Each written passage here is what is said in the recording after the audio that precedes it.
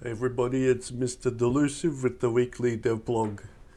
I've done a bit this week, not as much as I was thinking because I did more painting this week than I worked on the game, but I still got a bit done, especially finishing that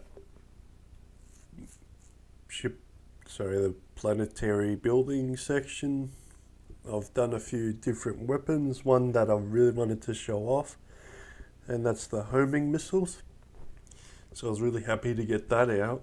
And as well, this screen, so I've removed the crappy logo I built. I've got to make a better logo soon. And another thing I've done with this section, let's say I'll just go into this, show off the Planetary building and then go back.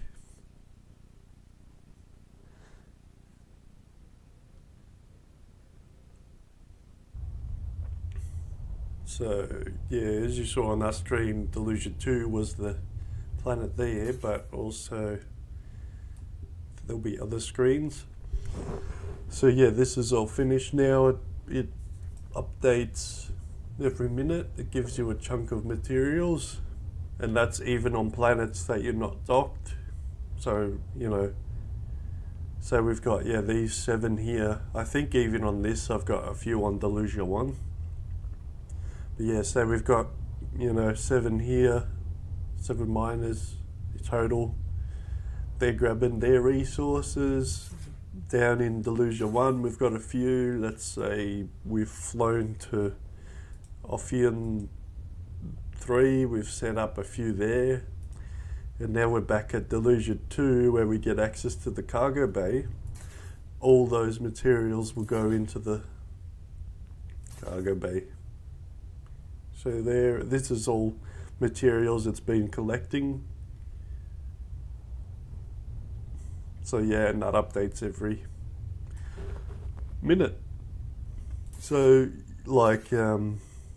see 2,000 credits for the miner 1, 25,000 for miner 2. So the miner 1 usually pays itself off quick. This will take longer, and then the 3 and 4, 300,000, and the 4 is 2.5 million. Will take a while to pay itself off, but because of the module limit, so as you can see here, I've got enough power, I've got enough money, but I can't buy it because of the module limit. Another thing, I was thinking probably that's what, I just remembered, to destroy a module. So I'll probably have it so you can destroy modules, and then with power plants have a condition you can't destroy the power plant if it makes the power go lower than the usage. So that'll be the last thing this section gets. But for the most part, all the functionality's done and all that. So another thing I've changed, if we go back, see now this background's different. So there's 5 backgrounds it cycles through, and it will give you a random background every time. So I'll show off one of the weapons I made again this week. We'll go back and there'll probably be a different background again, hopefully, so you can see a different one. So if we go into it,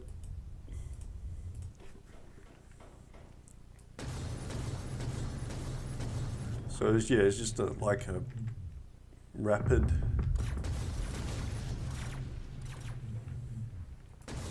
Now another thing I did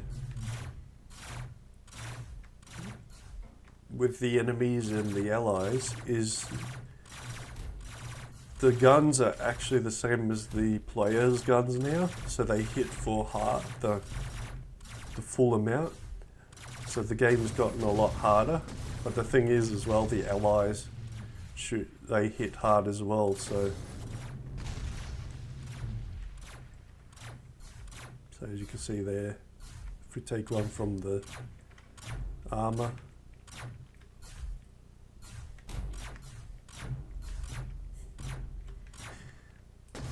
I've got to do crossover damage as well. Yeah, I've started working on this section a bit more. And if you were noticing, this number here was changing, and that I just put there so I could see.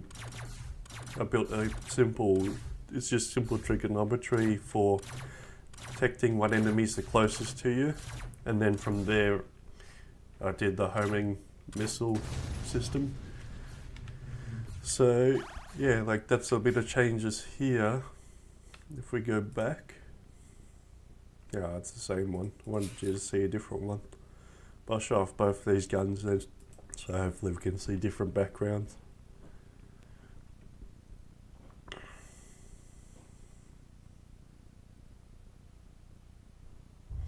So this is one of the homing missiles. So when there's no enemies, you'll see just aims normally, but as soon as they come, it goes for whatever enemy is closest to the bullet. So it does some weird stuff when the enemies go from the bottom of the screen back to the top. So the first target it aims at is the closest to the player ship, but as soon as the bullet launches, it recalculates whatever's closest to the bullet per tick. I don't know why I just did that, that's weird.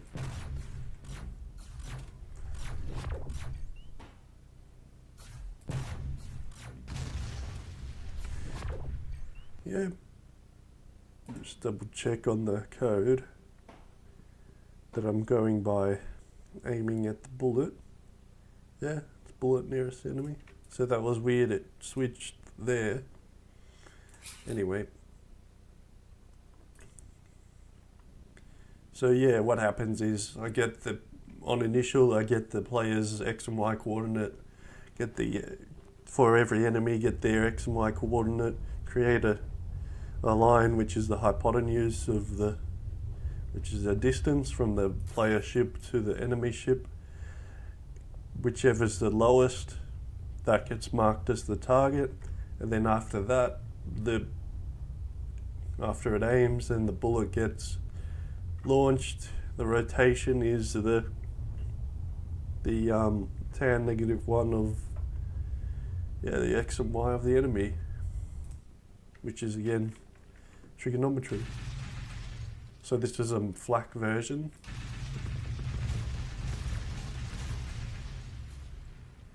So it does some real funny stuff when they go from the bottom to the top. There's a different background. So yeah, that's some of the stuff I've done.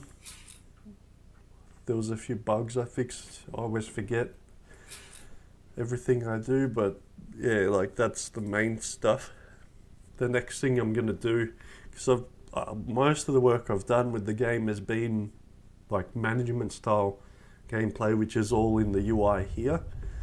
So like I reckon 90% of the coding I've done is all about this section, you know, planetary building, ship hangar, cargo. So it's all, you know, this. I haven't done much in the gameplay section, so the gameplay is still very basic compared to what I'm finally gonna have it as, like what I want it as. So yeah, soon I'll be going more and more with the gameplay. So the next step is the AI. I really want to build an AI system now, and it's not going to be super complex. Like I'm thinking maybe pathfinding, but I mean there's no obstacles anyway. So the obvious one thing will be enemy ships aiming at the player ships with no bullets, which will work exactly the same as the homing missiles. But I also want to have maybe basic AI that does evasive maneuvers, because at the moment the enemy ships just squiggle like an S pattern. Same with the allies.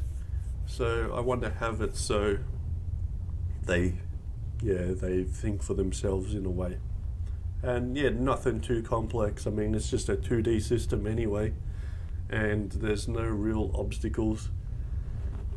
So yeah, that'll be the next step. Probably aiming as well, but have a spring kind of aiming, so they're not always snapping to player position. So they'll yeah, kind of spring a little bit and miss. Because yeah, pretty much if you have a snap to player position, that's pretty much just an aimbot. And that's the code that you'll see in an aimbot, is it gets the player position, snaps to position, and then you just shoot, which is yeah, a bit overpowered. So yeah guys, that'll be the next. I'll probably be making more guns.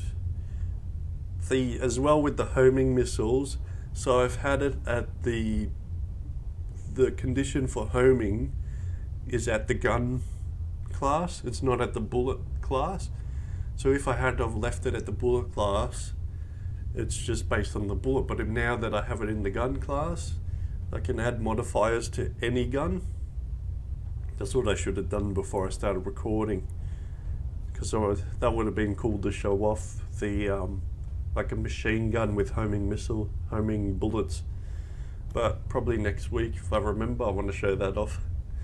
But that's now another modifier the bullets will have, the homing modifier, and they'll do the same thing as the homing missiles. And the homing missiles have that automatically can home condition. So yeah, I'll leave this video at that. Thanks for watching. Hopefully see you next week.